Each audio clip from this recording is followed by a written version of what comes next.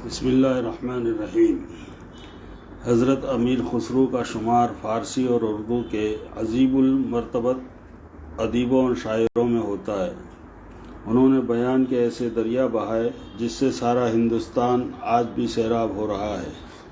वो बैक वक्त आलिम बामल, सूफ़ी बाकमाल, शायर, मुफक्किर, फ़लसफ़ी और अदीब कामिल थे। उर्दू ज़बान व अदब के पहले शायर भी तस्लीम किए जाते हैं। सूफ़ी मुंश और बोरिया नशीन शायर ने अपने फ़िक्र फ़न और खुदादाद सलाहियतों से अपने अहद को बड़ा मुतासिर किया और आज भी लोग उनकी शख्सियत और शायरी के बड़े मद्दाह हैं। आपकी शायरी वक्त गुजारी या दिल बहलाने का ज़रिया नहीं है। वो जो कुछ भी इरशाद फरमाते थे कैफ व सरमती में डूबा हुआ होता।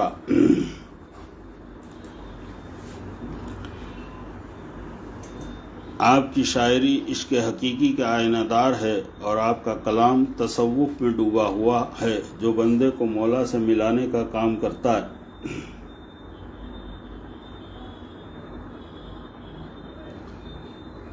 उन्होंने अपने वक्त की राइजुल वक्त 5 ज़बानों में महारत हासिल की। उर्दू और हिंदी के अलावा उन्होंने फ़ारसी में कमोबेश 5 लाख अशआर तख्लीक किए हैं। गज़ल आपकी महबूब सनफ़ सुखन है, मगर उन्होंने दूसरी असनाफ सुखन में तबाह आजमाई की है और कई अहम तसानीफ़ अपनी यादगार छोड़ी है जो फ़ारसी, उर्दू और हिंदी का कदीम अनमोल अदबी ख़जाना है। इन्होंने अपने कलाम से भटकी हुई इंसानियत को राह रास्त पर लगाने की कामयाब कोशिश की, जिसकी खातिर खा नताइज बरामद हुए। उन्होंने अपनी तालीमात से आदमियत को इंसानियत का दर्स दिया है। 14वीं सदी ईस्वी के अहम सूफिया किराम में हज़रत अमीर खुसरो का नाम बहुत अहम है। वो तुर्की नस्ल थे। आपके वालिद अमीर सैफुद्दीन महमूद बड़ी खूबियों के मालिक थे। उनका शुमार हज़ारा बल्ख के उमरा में होता था। चंगेज़ खान के हमलों से तंग आकर हिंदुस्तान आए और आला ओहदों पर फाइज रहे और हिंदुस्तान को अपना मस्कन बना लिया। यहाँ उनकी औलाद खूब फली फूली और दुनिया अदब में बड़ा नाम कमाया। दहली के एक मशहूर नवाब अमीर अमादुल मलिक, जिन्होंने 113 साल की उम्र में वफ़ात पाई थी, उनकी बेटी से शादी की, जिनके 3 लड़के हुए, जिनमें सबसे छोटे हज़रत अमीर खुसरो थे। दीबाचा ग़ज़तुल कमाल के मुताबिक हज़रत अमीर खुसरो की विलादत बासआदत यकुम मुहर्रम सन हिजरी 651 मुताबिक 3 मार्च 1253 ईस्वी आगरा के कस्बे पटियाली में हुई। हज़रत अमीर खुसरो कम सिनी में ही वालिद की शफ़क़त और सरपरस्ती से महरूम हो गए। आपकी तालीम व तरबियत और निगहदाश्त आपकी वालिदा दौलत नाज और शफ़ीक नाना की ज़ेर निगरानी होती रही। वालिदा और नाज बरदार नाना की बदौलत हज़रत अमीर खुसरो तालीम व तरबियत, अखलाक व हुस्ना, ज़ुहद व तक़वा और दूसरे उलूम में अदीब कामिल बन गए और बचपन से ही शेर कहने लगे और नौजवानी में साहब दीवान शायर बन गए और दुनिया अदब में बड़ा नाम कमाया और हज़रत शेख सादी शिराज़ी रहमतुल्लाह अलैह की रिवायत को आगे बढ़ाया। हज़रत अमीर खुसरो का शुमार फ़ारसी के मशहूर असातिज़ा में होता है। उन्होंने कई नादिर गज़लें कही हैं जिनमें फ़साहत व बलागत, हकीमाना और फ़लसफ़ियाना अफ़कार मौजूद है। आपकी शायरी में वहदतुल वजूद की गहरी छाप भी नुमायाँ हैं। आपकी चंद मशहूर फ़ारसी गज़लें इस तरह है, जिसका मंजूम उर्दू तर्जुमा भी पेश खिदमत है, जिसको हकीम शमसुल इस्लाम साहब ने बड़े ही मुअस्सर अंदाज में किया है। नमी दानम चे मंजिल बुवत शब जाए के मन बूदम, मैं खुद गुम करदा मंजिल था जहाँ के रात में मैं खुद था। बहरसू रक़्स बिस्मिल बुवत शब जाए के मन बूदम, بہر سو رقص بسمل تھا جہاں کے رات میں خود تھا، پری پیکر نگار سے سرود سے سروت سے لالا رخسار سے، پری پیکر نگار سے سروت سے لالا رخسار سے، سراپا آفت دل بود شب جائے کہ منبودم، سراپا آفت دل تھا جہاں کے رات میں خود تھا، رقیباں گوش بر آواز اور در ناز من ترساں، تھے دشمن گوش بر آواز ان کو ناز میں ترساں، سخن گفتن چ مشکل بود شب جائے کہ منبودم، وہاں کچھ کہنا مشکل تھا جہاں کہ میں رات خود تھا، خدا خود میر مجلس بود اندر لا مکاں خسرو، خدا خود میر مجلس تھا میاں لا مکاں خسرو، محمد شمع محفل بود شب جائے کہ منبودم، محمد شمع میں صلی اللہ علیہ وسلم شمع محفل تھے جہاں کے رات میں خود تھا۔ دوسری غزل ہے، دیدم بلائے ناگہان عاشق شدم، جہاں سے آفت کا ہوں عاشق بھی دیوانہ بھی، جہاں سے اس آفت کا ہوں عاشق بھی دیوانہ بھی، جانم بجان آمد ہمی از خویش و از بیگانہ ہم، ساری دنیا بحری ہو گئی اپنا بھی بیگانہ بھی، دیوانہ شد زد عشق ہم ناگا برآورد آتشی، دیوانہ ہے عاشق بھی ہے یہ تو آگ لگا دے گا، شد رفت شہری سوختہ خاشاک این ویرانہ ہم، سب کچھ اس میں جل جائے گا بستی بھی اور ویرانہ بھی، شمع اندر خوباں کابل دل دانزد سوز داغ نشاں، شمع خوب جہاں یہ جلنے والے جانتے ہیں، ابن چاشنی باندگی دارد خبر ویرانہ ہم، اس سوزش کی لذت سے کچھ واقف ہے پروانہ بھی، چوں خواب ناید ہر شبی خسرو فتادہ بردرد، جب بھی رات کو نیند نہ آئی خسرو تیرے در پر تھا، در ماہ و پرویں بن گرد غم گوید و افسانہ ہم، پلکوں پر تھے چاند ستارے کہتا تھا افسانہ بھی۔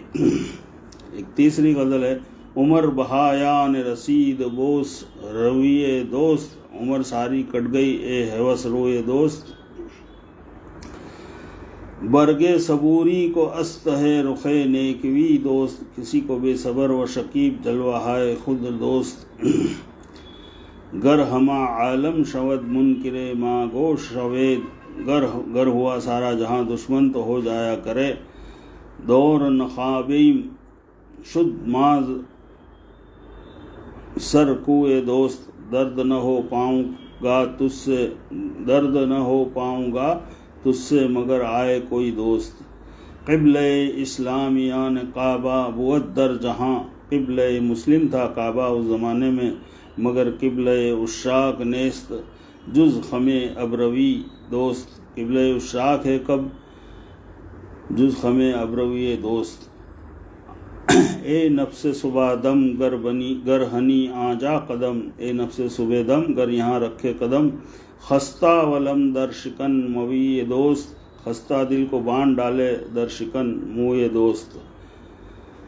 ایک اور غزل ہے، چھاپ تلک سب چھپنی رے منہ سے نینا ملائے کے نینا لڑائے کے، اپنی سی کرلی رے منہ سے نینا ملائے کے، ارے متوالی کرلی رے موسیٰ نینا ملائے کے، چھاپ تلک سب چھینی رے موسیٰ نینا ملائے کے، خسرو نظام کے بلبل جاؤں منہ سہاگن کی رے منہ سے نینا ملائے کے، چھاپ تلک سب چھینی رے موسیٰ نینا ملائے کے، نینا ملائے کے۔ اردو زبان و ادب اور شاعری کا فروغ رات و رات عمل میں نہیں آیا، بلکہ اس کو پروان چڑھانے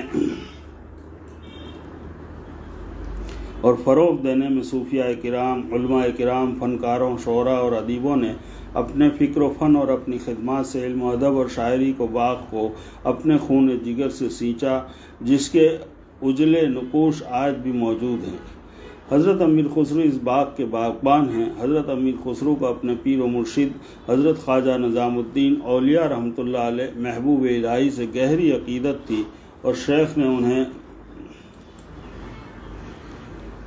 ترتیب سے نوازا تھا اور آپ کو تصوف کے رنگ میں اس طرح رنگ دیا تھا کہ ان کی شاعری اور ان کا فیض اپنے محبوب پیر و مرشد کی رضاجوئی کے لیے ہوتا تھا۔ حضرت نظام الدین اولیاء رحمۃ اللہ علیہ عالم با عمل صوفی با کمال اور روحانی پیشوا ہیں۔ آپ کی روحانی تعلیمات بھٹکی ہوئی انسانیت کو راہ راست پر لگانے اور بندے کو مولا سے ملانے کا کارگر وسیلہ ہیں۔ حضرت امیر خسرو کو خدا کی وحدانیت پر پورا بھروسہ تھا۔ آپ کے کلام میں جگہ جگہ اس بات کا ثبوت ملتا ہے۔ حضرت امیر خسرو ازل سے ہی عشق کا جذبہ اپنے ساتھ لے کر پیدا ہوئے تھے۔ وہ سانس بھی لیتے تو ان کو یہ محسوس ہوتا تھا کہ عشق کی چھری ان کے قلب و جگر میں پیوست ہو رہی ہے۔ آپ کے کلام میں فصاحت و بلاغت، سادگی، تسلیم و رضا، ادب و احترام ہے۔ وہ کبھی بے ادب ہوتے ہیں اور نہ گستاخ۔ نادر تشبیہات، والہانہ جذبات، لطافت، زبان و بیان اور شیریں کلام، فلسفیانہ، حکیمانہ اور صوفیانہ افکار حضرت امیر خسرو کی شاعری کے مخصوص رنگ ہیں۔ انہوں نے اپنی شاعری سے اپنے ہم وطنوں کو حب الوطنی کا درس دیا ہے۔ اس کے علاوہ انہوں نے اپنی شاعری سے آدمیت کو انسانیت کا درس دیا اور ان کی تعلیمات اور پیغام میں آپسی بھائی چارہ، زہد و تقوی اور خدمت خلق کا درس بھی موجود ہے۔ حضرت نظام الدین اولیاء رحمۃ اللہ علیہ کی طرح حضرت امیر خسرو عبادت اور ریاضت اور یاد الہی میں اس طرح کھو جاتے کہ آپ پر فنا اور بقا کی سی کیفیت طاری ہو جاتی تھی۔ نمی دانم چ منزل بود شب جائے کہ منبودم، بہر سو رقص بسمل بود شب جائے کہ منبودم والا معاملہ ہوتا تھا۔ حضرت امیر خسرو کو ادب اور شاعری کے علاوہ فن موسیقی سے بھی گہرا لگاؤ تھا۔ ہندوستانی اور ایرانی موسیقی میں آپ کی مہارت خدا داد تھی۔ ستار آپ کی ایجاد ہے اور قوالی بھی آپ کی دین ہے۔ اہل ایران بھی ان کو لوہا مانتے تھے۔ وہ فارسی، اردو اور رائج الوقت زبانوں میں دستگاہ رکھتے تھے۔ شعری مجموعوں کے علاوہ نثر میں بھی آپ نے کئی اہم تصانیف اپنی یادگار چھوڑی ہیں جو زبان و ادب اور شاعری کا قیمتی سرمایہ ہے۔ حضرت امیر خسرو رحمۃ اللہ علیہ نے کئی حکیمانہ اور فلسفیانہ اقوال بھی کہے ہیں۔ آپ کا یہ ایک مشہور قول اس طرح ہے، امیر خسرو فرماتے ہیں، پھول 100 پردوں میں بھی پوشیدہ ہو تو اپنی خوشبو کی وجہ سے پوشیدہ نہیں رہتا۔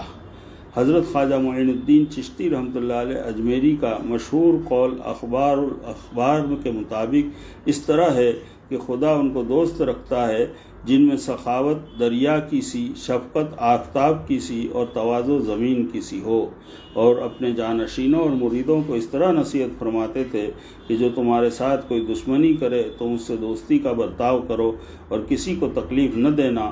حضرت امیر خسرو رحمۃ اللہ علیہ کی شخصیت اور شاعری مثالی ہے۔ حضرت امیر خسرو ایک شخص یا شاعر کا نام نہیں ہے، وہ اپنے آپ میں ایک ادارے کی حیثیت رکھتے ہیں۔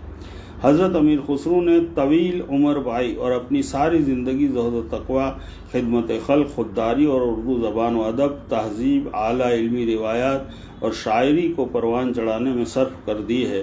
آپ کے شاگردوں، دوستوں، ان کے چاہنے والوں کا حلقہ بہت وسیع ہے جس میں ہر طبقے کے لوگ شامل ہیں۔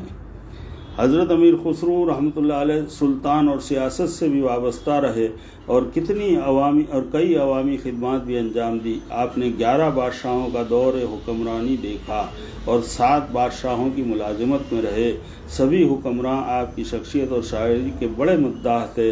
حضرت امیر خسرو نے ادب اور شاعری کے علاوہ سماجی زندگی میں مشترکہ روایات اور جذباتی ہم آہنگی کو فروغ دینے میں اہم رول ادا کیا ہے۔ 13 اپریل عیسوی 1325 کو حضرت نظام الدین اولیاء رحمۃ اللہ علیہ نے اپنے محبوب مرید اور شاگرد رشید کو طلب فرمایا اور آپ کی موجودگی میں حضرت نصیر الدین چراغ دہلوی کو خلافت کا خرقہ اور سلسلہ وار اپنے چاروں خواجگان کے اہم تبرکات حوالے کر کے اس دنیا فانی سے کوچ کر گئے۔ آپ کے وصال کی خبر سے ساری دہلی میں کوہرام مچ گیا۔ حضرت امیر خسرو اپنے شیخ کی وفات پر بے چین اور بے قرار ہو گئے اور آپ کی جدائی پر آنسو بہائے اور گلہائے عقیدت پیش کیا، اور اس دیوانگی کے عالم میں 6 ماہ تک شیخ کے مزار مبارک پر جاروب کشی کرتے رہے، اور آپ کی زبان پر یہ شعر جاری تھا، گوری سوئے سیج پر مکھ پر ڈارے کیس، چل خسرو گھر اپنے این بھئی چوں دیس۔ سیر اولیاء کے مطابق حضرت امیر خسرو رحمۃ اللہ علیہ نے آس و خرما کی کیفیت میں یعنی 17 شوال 7 ہجری 725 مطابق 25 دسمبر 1325 عیسوی کو غربت میں مینائے امیر توڑ ڈالی اور اپنی جان آفریں کے سپرد کر دی اور اپنے مالک حقیقی سے جا ملے۔ آپ کے جسد خاکی کو ہزاروں سوگواروں کے بیچ اپنے پیر و مرشد کی بائیں جانب پرانی دہلی میں سپرد لحد کر دیا گیا۔ ہندوستانی تہذیب و ثقافت، ادب اور شاعری کی یہ شمع ہمیشہ کے لیے خاموش ہو گئی۔ ہزاروں سال نرگس اپنی بے نوری پہ روتی ہے، بڑی مشکل سے ہوتا ہے چمن میں دیداور پیدا۔